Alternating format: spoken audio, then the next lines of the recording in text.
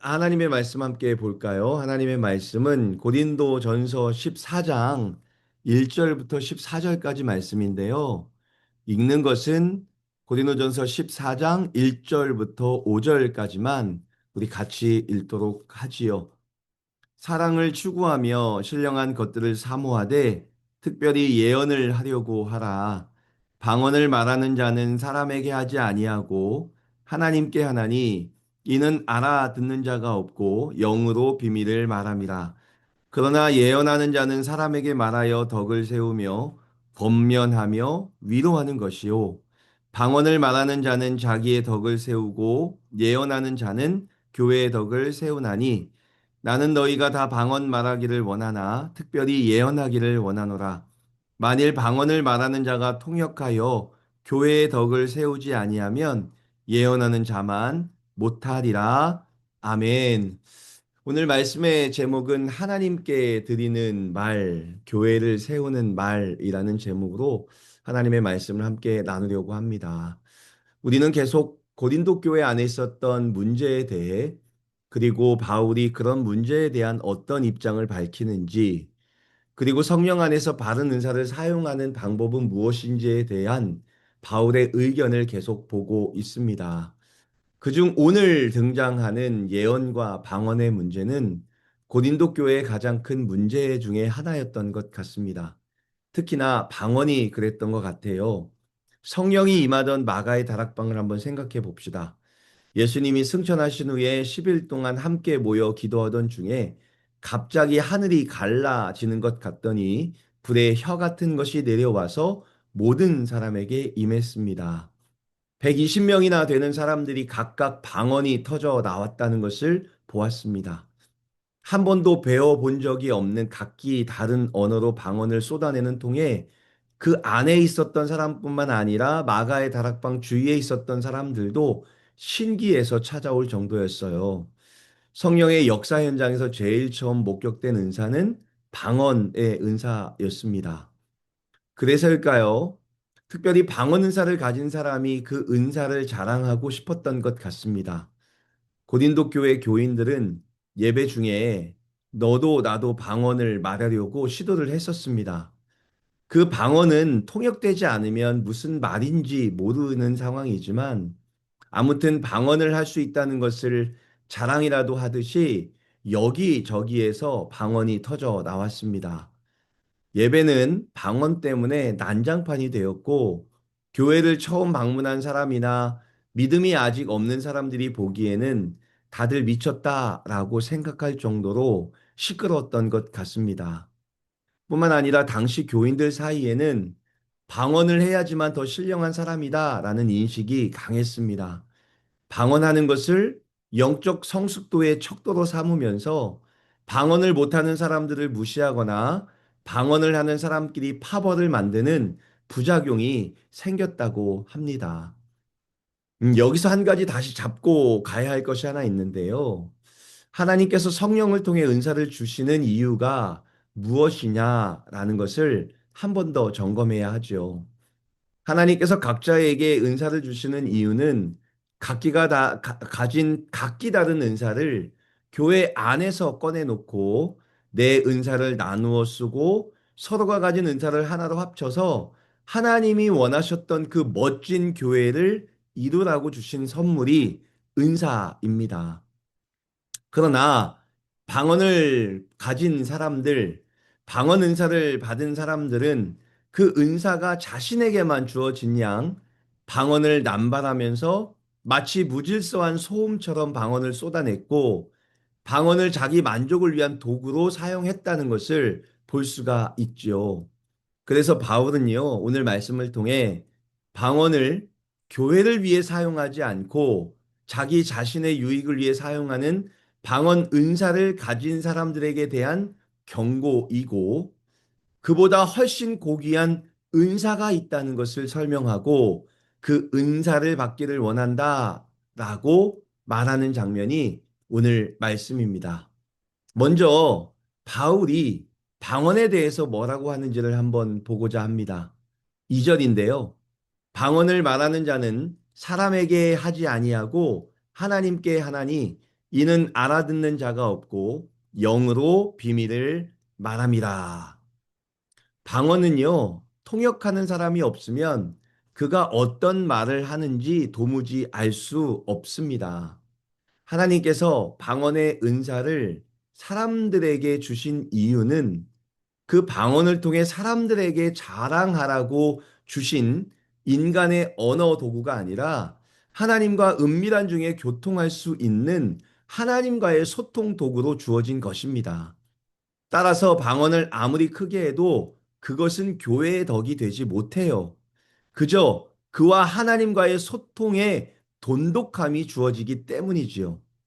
심지어 바울은 5절 하반절에 방언을 말하는 자가 통역하여 덕을 세우지 아니하면 예언하는 자만 못하니라 라는 말도 합니다.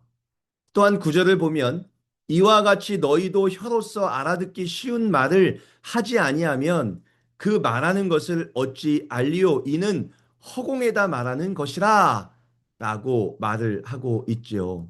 바울은요, 방언을 자기 과시의 목적으로 예배 때 마구 소리쳐대는 사람들에게 말하기를 그 말이 사람들이 알아듣지 못하는 언어라면 그것은 교회를 시끄럽게 만들고 혼란스럽게 만드는 허공의 소리와 같다라는 일침을 가합니다. 그래서 바울은 방언을 자기 과시의 용도나 자신이 받은 방언 은사가 더 위대하다고 포장하기 위해 사용하지 말고 하나님께서 방언 은사를 주신 그 목적대로 하나님과 은밀하게 기도하는 그 개인 기도의 처소에서 하나님과 친밀함을 누리는 은사로 사용하라 라고 말을 하는 거죠. 사랑하는 성도 여러분, 저도 여러분이 방언의 은사를 받았으면 좋겠습니다. 방언의 은사를 통해 내 자신을 드러내고 과시하는 목적이 아니라 하나님과의 기도가 더욱더 깊어지고 하나님과의 친밀함이 유지되는 그 방언의 은사가 우리 모두에게 있었으면 좋겠어요. 그러나 그 방언의 은사를 주신 이유가 하나님과의 친밀한 교제를 위함에인 것을 알고 기도하는 시간에 하나님과 친밀한 대화, 친밀한 기도가 계속되어지기를 예수 그리스도 안에서 원해요. 그러나 바울은요, 방언에 대해서 이렇게 얘기한 이후에 한 가지 은사, 고린도 교회 교인들이 진짜 받았으면 하는 은사를 소개하고 있습니다. 바울은 말하기를 신령한 것들을 사모하되 특별히 예언을 하려고 하라 라고 제안을 하는 거죠.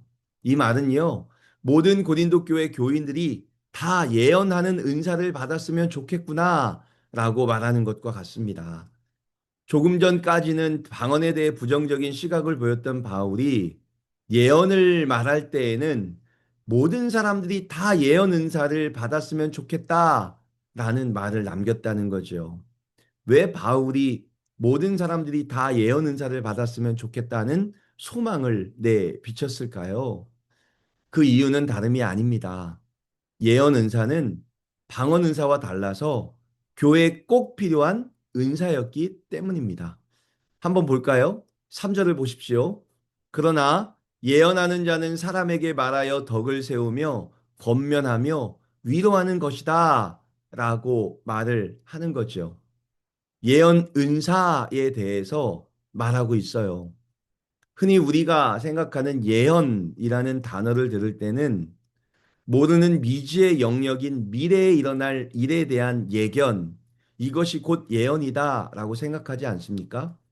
그래서 예언자라고 하면 앞일을 내다보는 사람이라는 인식이 강합니다. 그러나 성경에서 말하는 예언 은사는 그런 뜻을 가지고 있지 않아요. 먼저 예언이라는 헬라어를 보면요. 프로테페이아라는 말로 앞에서라는 프로라는 단어와 말하다라는 페미의 합성어입니다. 그러므로 예언이라는 단어는요. 하나님의 뜻을 받아서 사람들 앞에서 선포하다라는 의미를 가지고 있어요. 그러니까 미래에 일어날 일에 대한 예측이 아니라 어느 특정한 상황 앞에 놓인 교회나 개인을 위해 하나님 앞에서 받은 그 어떤 것을 그 사람에게나 교회에 내비치는 것, 그게 예언이라는 거죠. 단순히 미래에 일어날 일을 맞추는 게 아니라 지금 우리 앞에 일어난 그 현상을 하나님의 뜻에 비추어 해석해낼 수 있는 능력, 그것이 예언이라고 말을 하고 있습니다. 그래서 3절을 한번 다시 보세요. 예언하는 자는 사람에게 말하는 것이다 라고 말하고요. 예언하는 사람이 세워내는 것은 첫째, 덕, 두 번째, 권면, 세 번째, 위로라고 나와 있죠. 이 예언이 잘 사용되는 곳에는 덕이 있고 권면이 있고 위로가 있다라고 말을 하고 있어요.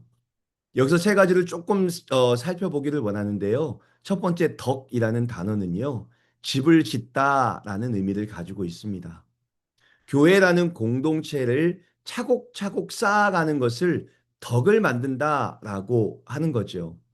혹시라도 교회에 무너진 곳이 있다면, 예를 들어서 한 성도가 시리에 빠져 신앙이 무너져 있다면 하나님이 주신 지혜로 그 사람을 설득하고 용기를 북돋아 주어서 다시 교회의 일원으로 세워주는 것, 그것이 곧 덕이다 라고 말을 하고 있습니다.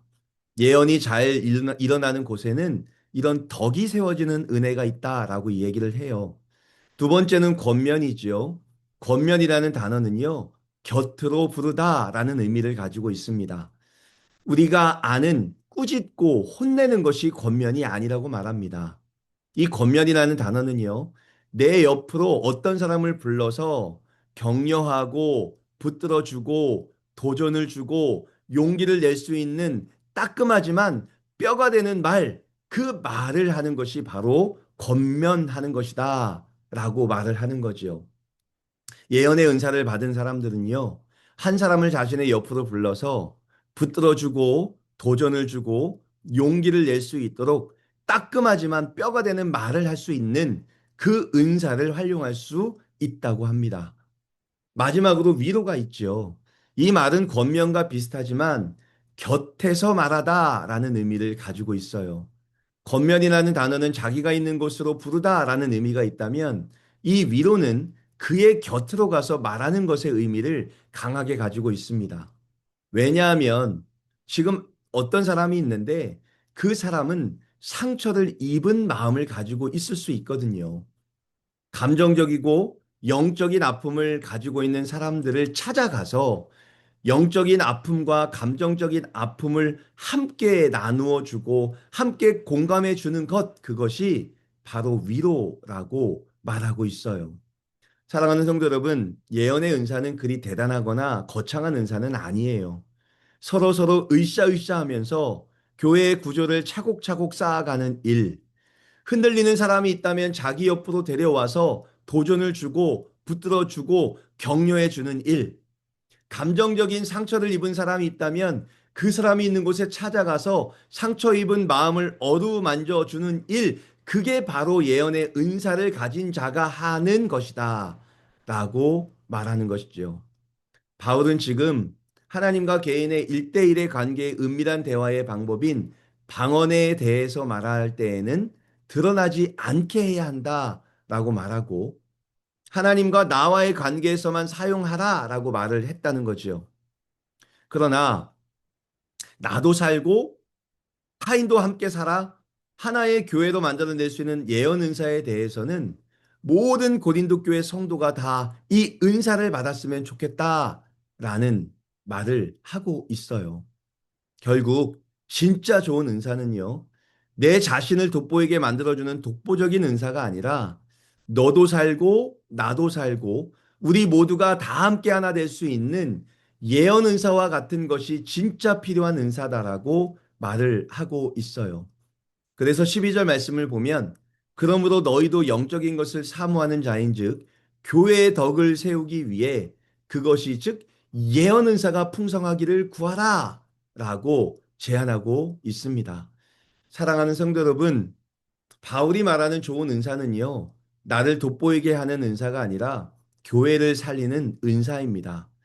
내가 조금 낮아지더라도 누군가 다시 일어날 수 있다면, 내가 조용해지더라도 누군가 위로를 받을 수 있다면 그 은사가 바로 바울이 사모하라고 말한 예언의 은사이는 것이죠. 저도 오늘 기도하기를 하나님과 깊은 영적 대화가 이루어지는 방언 은사를 저와 여러분 모두가 받을 수 있기를 위해 기도하고 싶어요. 그러나 교회를 살리기 위한 덕과 권면과 위로가 가능하도록 이끄시는 예언의 은사를 이곳에 있는 모든 성도들이 다 받기를 간절히 기도하고자 합니다. 우리가 기도할 때 하나님께서 교회를 살리고 덕을 내물게 하고 권면하고 위로하는 예언의 은사를 기도하는 저와 여러분 모두에게 부어주시기를 간절히 소망합니다. 그래서 우리가 은사를 멋지게 활용할 때 우리 드리머스 교회가 여러분의 은사 때문에 멋지게 살아나는 역사가 일어나기를 간절히 소망해요. 오늘도 기도할 때 하나님이 주시는 예언의 은사가 우리에게 임하기를 기도하면서 하나님께 나아가기를 간절히 소망합니다.